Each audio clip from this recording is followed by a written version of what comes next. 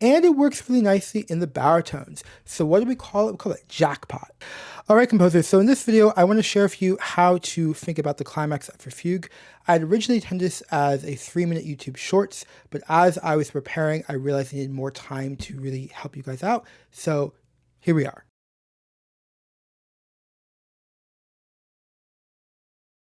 Okay, so one of the big problems you're going to have in your fugue is you're going to spend a lot of time on the exposition. It makes sense to start on the exposition, but the thing about the exposition, it's very safe. Okay, so you have the first entrance, which is just single voice. You have the second voice entrance, which you can kind of finagle by doing some kind of, not thinking harmonically. And then it starts to get a little difficult because you need some space, but you can kind of wing it until the end of the exposition. But then you get to the end of the exposition, you're like, I have no idea what to do. So one of the problems is that you're putting all your eggs in one basket and you're not thinking about the larger scale. So in a fugue, you cannot focus just on the exposition. You have to think about the ending as well as the development. And you can't focus on any of these for too long. You're constantly moving between all three of them. Ideally, you're working on all three at the same time, which is impossible, but you're dabbling a little bit here, dabbling a little bit there. It's almost impossible to do a really good fugue, in my opinion, by completing one entire section. A fugue cannot be composed from start to finish. You have to work on the different sections back and forth. The big consequence of focusing too much on the development, too much on the exposition, or not thinking of the large goals that you're trying to get to in the fugue, is that your proportions are going to be off. So if you focus just on the exposition, because I just want to get it out, because I know it, what's going to happen is that it's going to be too long or too short because you don't know what needs to happen in the subsequent sections. So I highly suggest that you start composing the climax. Now, there is preparatory work. You may want to do a little bit of exposition, but as I'm going to show you in a couple minutes, it's really the preparatory work that's going to set you up for the success.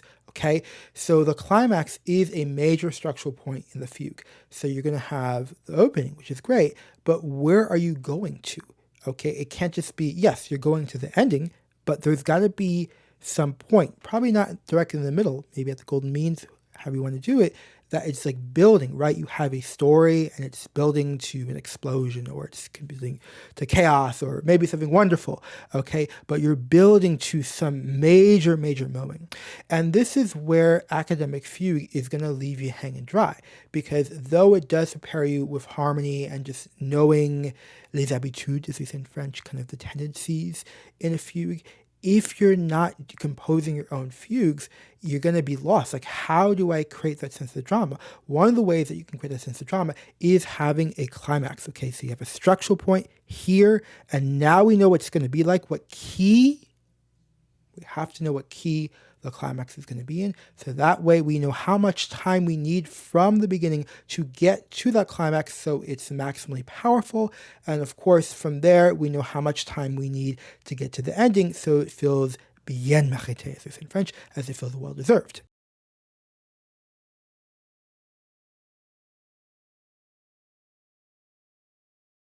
All right, so now I want to share with you a fugue that I'm currently composing from an oratorio called Paradise Lost.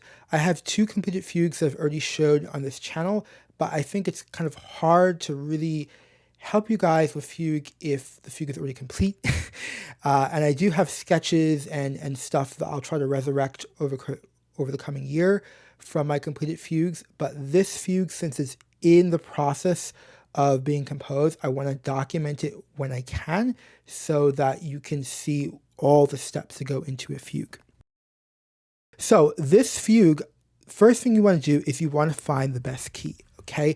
Now, if you're not composing a vocal fugue, it may not be as necessary. Like if it's for piano, okay, obviously you want to be a key that's comfortable for a pianist. But for me, this is a vocal fugue, so I need to make sure that it sits well for the voice. So as we can see, I started off in F minor, okay? And then I was a bit dissatisfied. It says it feels a bit low, okay? Maybe a bit cold, okay? And then I looked in B flat minor, okay? And here it says it feels a bit high, okay? So hopefully I'll find something. Then I looked in A minor and I put it's a bit cold. However, look at A minor, how it sits for the voice, okay? It's a fugue that traverses more than an octave, right? It's the low E to the upper E, and then we have the F before. So this is why you can't be writing out your fugues in Sibelius or Dorico, whatever people use. You have to write it by hand so you actually see these details. When we type things up, we really miss a lot of details, okay? So I didn't like in A minor. Then I tried in C minor, okay? And notice here I said it's a bit too high for an opening. So you also have to be careful that when you are composing your subject, okay, the range that you put in for that voice, you don't want it trop chargé, as we say in French. You don't want it too exciting because it's going to be hard to build up momentum in that fugue. So it's better to be a little bit more reserved in the opening if you want to.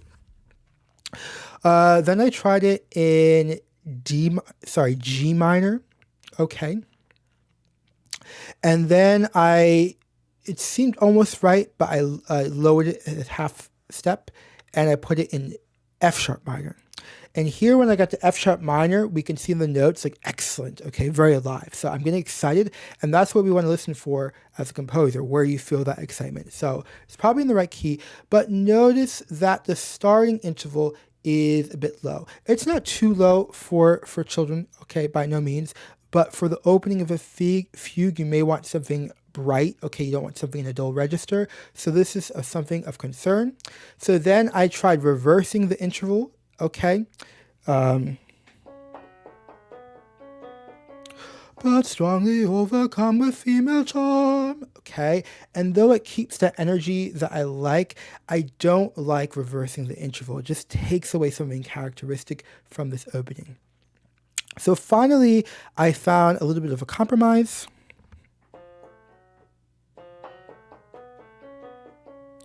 But strongly overcome with female charm.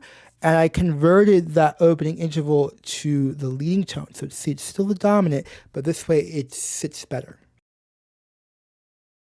So once you decide the key, and this can take several hours, to be honest. If it's vocal, you have to be, it's so careful. Because the other thing to think about is when you go to other keys, if they're all strained, that's going to cause too many problems, all right? So you have to do a little investigation.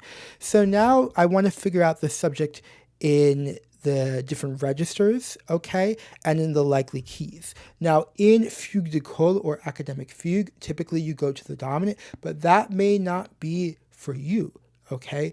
You have to be the master of your own destiny. You have to listen to your own style, and it may not be appropriate to look in the dominant. So I already know I'm going to go to the subdominant, but first I look in the tonic for all the possible configurations, and notice I'm not happy with any of them. They all just don't seem to fit well for the children's chorus or for the tenor. However, it does work really well for the baritones.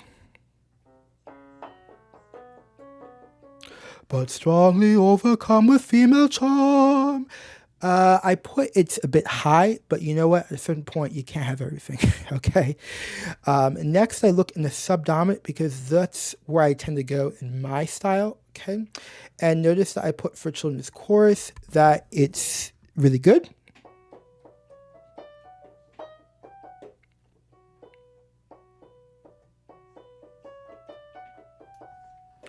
Okay, and I also put it for the tenor, and these work really well. Next, I look for the relatives, okay, starting with the relative of the subdominant, and I found something that works really well for the baritone.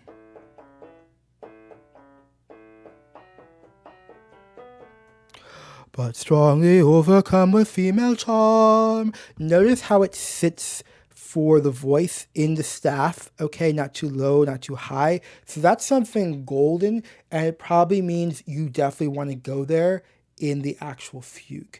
With fugue, unfortunately, or maybe fortunately, you can't decide. You have to do the research and let the fugue decide for you.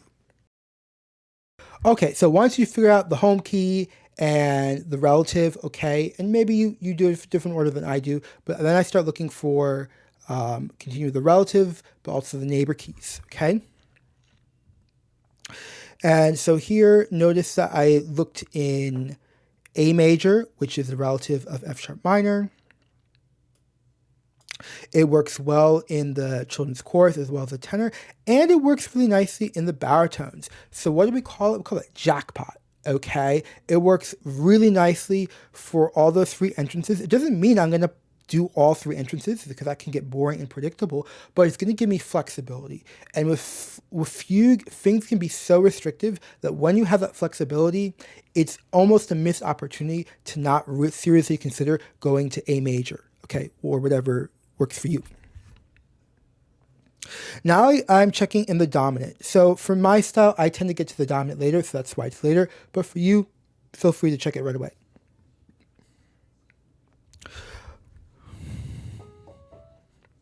Okay, notice that it works in well for the children's chorus. It's very elevated, okay, probably the highest that we can probably go for that children's chorus and to sing well. Definitely they need an accompaniment to give them like strength and power, but it's going to be really nice, so I circled that very heavily. All right, then I looked in the lowered sevenths, okay, minor. So notice here,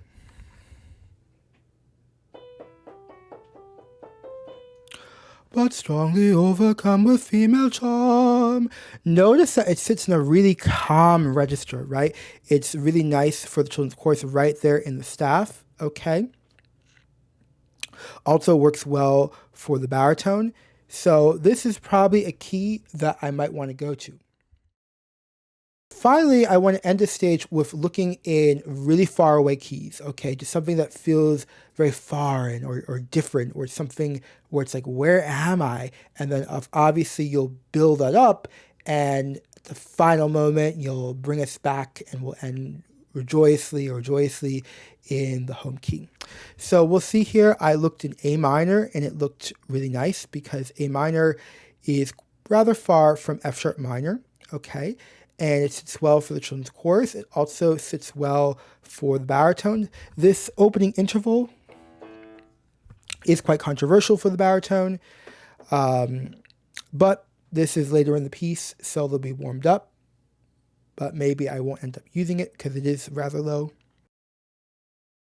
So now that I did this preparatory work, I want to summarize it, okay? So notice here I did the best destination keys, okay? So in a fugue, the goal is to get to other keys. That is the goal. That is like on the surface at least. It's to get to key, boom, boom. There's always a movement. As soon as you do a perfect authentic cadence or any kind of cadence, you're already thinking, right? Bach, already thinking to the next destination. It's destination, destination, destination. Okay, so now I'm trying to construct almost like a story or some kind of plan, this is in French, a plan based on these destinations of what seems to work well. So I see F sharp minor. I can only do it in the baritones. It didn't work well in the other voices. Okay, fine.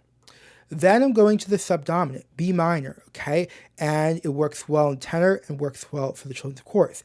I don't know yet which one will start, which one will come second. Maybe I won't use both, but I see what my possibilities are. Then I said, well, where do I want to go to next based on this information? Why not D major? Because that is the relative of B minor, so it should be really easy to get to.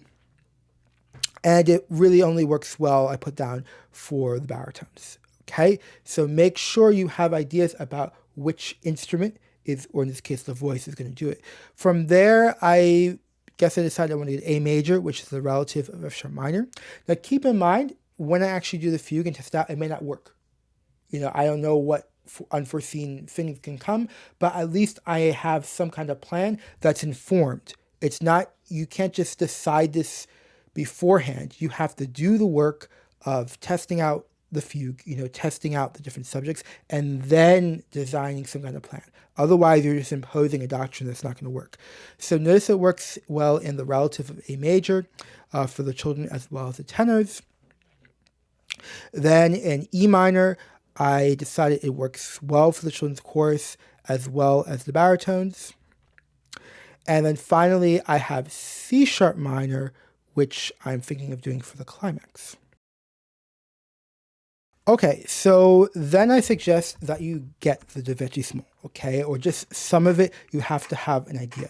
This is the unknown. You have no idea how are you supposed to know? You have to get your feet wet. You have to dive. You have to leave the safety of, the structured orders of the exposition, and you have to jump in the unknown. This is why I say fugue is actual composition. This is completely different from academic fugue. Academic fugue will get you ready from a harmonic perspective and kind of just knowing like les bons réflexes, as we say in French, kind of knowing the right tendencies in the fugue. But stuff like this is pure composition. Okay, the music theory teachers, the Bach expert at every college, since there's a Bach, they can't help you with this. Okay, this you have to hear. You alone is your right, your domain. You're the composer. Okay, so here. He scrupled not to eat, he scrupled not to eat, he scrupled not to eat. So you just have to improvise. You have to improvise, okay? And I find with fugue, I always have to sing it. Granted, it is a vocal fugue, so it's almost required that you have to sing it. But even if it isn't vocal, I find I have to sing. Keep in mind that a fugue is a vocal art form, okay? It comes from, I guess, also organ as well, but also very much vocal, okay?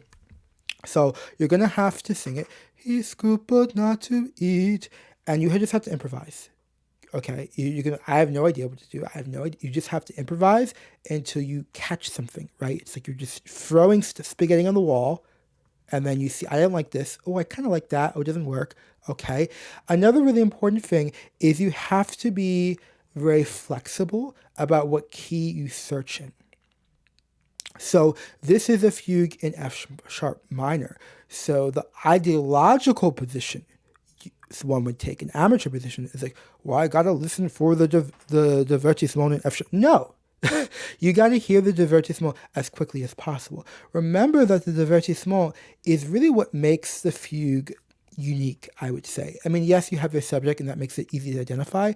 But think about some of Bach's fugues, Weltheimer Clavier. For me, it's some of the divertissement or the sequences are so amazing, okay? And that kind of what links the fugue. Of course, the subject links the fugue, but it's also the divertissement, okay? So this is a major step. It's not like a little detail. It's a really important step. He scrupled not to eat. He scrupled not to eat. He scrupled not to eat. Notice that I have a line that is ascending. I'm thinking melodically here, okay? So this is an ascending sequence as opposed to a descending sequence. This is not something I could have known beforehand. It's not something I could have decided. It's something that the fugue has decided, and it's choosing to inform me because I'm taking the time to do the work and just test things out. Another really important thing is you have to get out of the divertissement. Okay, so he scrupled not to eat. One other thing I forgot to mention is you need to write down the expressive markings in your fugue. One of the problems with fugue study is that, for example, with Bach, we have if you study the Weltheimer Clavier, there's basically no markings. Well, that's because of the time period. It just wasn't customary. But at this point, you need markings because the musicians want to play it, and they need advice about how to play it well. So you have to give advice and balance, and that's for the markings. So notice that I kind of sped it up. He scrupled not to eat, he scrupled not to eat, he scrupled not to eat. So probably in a later version, we'll see some kind of accelerando. Be careful of the fugue propaganda. You can't. Yes, you can. This is a work of art, and you want it good, and so you want to listen for the details that you yourself are doing. So this is an ascending fugue. Also, there's a crescendo that I'll probably make. Okay, maybe I'll start off with 2 voices, add a 3rd voice. But for now, you're just trying to get the melody, because that's what the listener is going to hear, right? That's what the listener is going to hear. And probably when you get the other voices, you're going to mark the melody up, okay, so that they know to sing it out, so the audience can appreciate what you appreciated first. So you got to find an exit point for the fugue. So he scrupled not to eat, he scrupled, okay? And so it seems like after the 3rd entrance, or in the middle of the 3rd entrance, we have the new subject, okay? Notice that the subject is coming in G major. We were starting in B minor, so that means this sequence is a most sequences are modulating or they just stay in the same key, but in particular, it's modulating from the relative minor to the relative major. Okay, so now that you've done this preparatory work, there's a little bit more, okay? And I cannot emphasize enough, you can, I think composers just get obsessed with the counterpoint. And the reality of the fugue is you have to do this preparatory work, otherwise you're going to get lost, okay? You need information, so this is the information that you need. So notice here, I have long-term destinations. So in your fugue, at some point in your preparatory process, you're going to have to figure out the major keys that you're going to be going to, okay? The major keys as well as the cadences, okay? By major, I mean the important. So as we can see here, I just first did the ending, or rather the start of the next movement. If your fugue is just one singular piece, fine, but the point I'm trying to make is, in this case, we're in an oratorio, so I have to think about where I'm going to end up. Okay, so the next movement, I had to listen. I don't know, I had to listen. That's the one thing that no one can teach you. It's just a composition, you gotta listen to yourself. So I listened, okay, I'm in G minor. Also, the melody is coming in the baritone, so probably I'm gonna do something really simple for the baritones at the end of the fugue. From there, I listened for the end of the fugue, okay? I do have a video about how to hear the ending of your fugue. I give you suggestions on how to get the ending of your fugue. Hope you'll check it out maybe in a week from now. Let's keep it focused for now. And so notice that I'm ending in D major.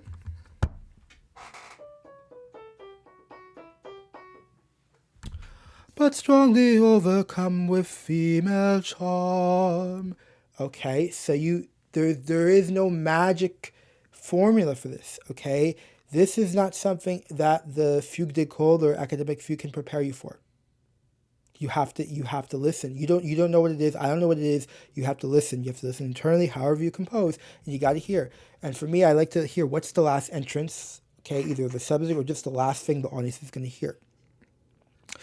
Notice that it ends in D major, okay? And the next movement we saw is in G minor, okay? So probably I was intentional about that, definitely. The ending in D major is the dominant for the next movement, okay? Also notice I have a tentative orchestral part, or rather piano reduction. The function of this is to kind of help me out. So later on when I try to realize the ending of the fugue in full, I have a harmonic outline. All right, so now I'm going to show you the climax I have from my fugue from Paradise Lost. And again, this is not complete, and probably as the year develops, you'll see changes in this, maybe drastic changes, maybe not. But I really wanted to take the time to document this fugue as it's being written so that you can have an easier time or have some ideas about how to compose your own fugues, okay? So,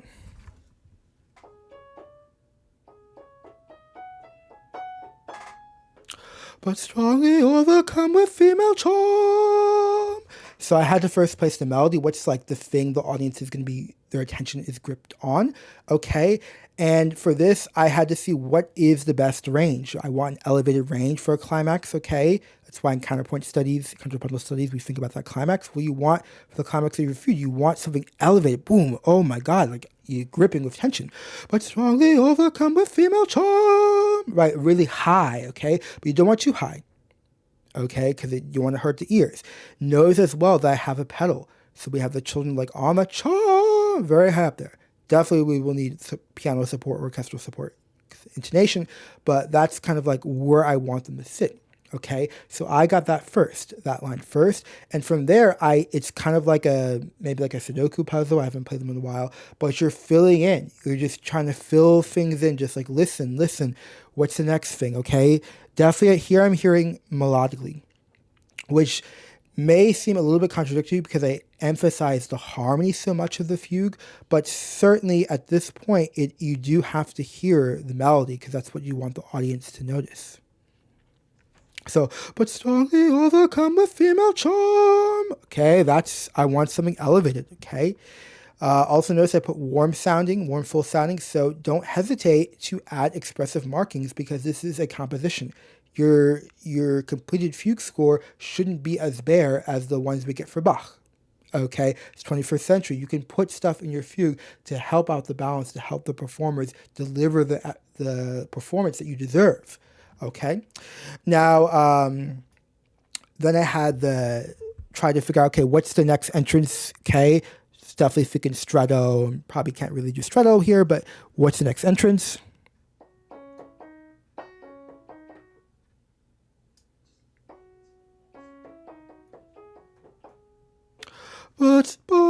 But strongly overcome with female charm. Okay, so we have the tenors doing almost an exact transposition. The notes are on the F sharp. Okay, so you have to be comfortable with mutation. Okay, but that's basically as a result of the harmony. Okay, so I placed the tenor. I have the children on that pedal. Okay, so for me, I'm definitely thinking of a pedal. Now, if you're doing a fugue that's not vocal, be careful of a held out note because it can feel really flat in certain instruments. I think like a violin is just a solo violinist. It's just going to feel like, in French we say très vide, kind of empty. So maybe they have to do rhythms or something, but you can still have a pedal, okay? Notice as well that with the other children's chorus, we have a double pedal, C sharp, G sharp, so that's a fifth. Oh my God, you can't do it. Why can't you do that? But I don't need to hear, oh, but Bach wouldn't, I don't care what Bach would or wouldn't have been done. We don't want to hear imitation fake Bach. And you have to be so careful of the people that may be advising you that, oh, you can't, and then you feel stuck. Why do you feel stuck? Because you're listening to people that are basing this off of one specific time period. It was the aesthetics of the time period, but we have enough Bach. Okay, we need to hear your beautiful fugue, and if you have a triple pedal, then so be it. Okay, here I actually have a triple pedal, but the tenor is doubling the children's chorus. Okay, so here I'm listening melodically. So I'm listening, what's the next entrance? But strongly overcome with female charm. So here I decided can have the baritones. I actually didn't decide. I was just listening, and based on what I'm hearing, the fugue is telling me. So notice that we're in C sharp minor, and this baritone is a response, in this case, coming in F sharp minor. So it's a subdominant. Really important in your fugue, you may not go from tonic to dominant as we do usually in Bach or the 18th century. You may alternate between a different key, or maybe you won't even have, I don't know, okay? But you have to be very open to listening to your own unique sound. Notice as well, I then had to listen for the other children's chorus. Notice as well, I want to point out overlapping entrances, right? Nothing is complete, right? Enough or very little is complete, but I do have continuous music. So you want to always listen once you finish one entrance, what's another voice doing? You got to listen for it, okay? So then we have this other theme. So we have the second children's chorus. Against his better knowledge. That's a theme from earlier in the fugue, which I didn't show in the preparatory process, but I got. Okay. And notice how I had to stretch it out, right? I couldn't, one of the problems I think with fugue study is that they do something very systematic, like, oh, okay, double time or twice as long. It's very exact and mathematical, and that's just not how it works. Okay, if I try to do exactly, it just doesn't work. So based on these other entrances that are taking precedence, these melodic entrances, I am adapting this kind of second melody or second subject maybe so that it fits through the time, okay? So on the next page, yeah, we see that second thing. His better knowledge. Why is it 4 beats and another 3 beats?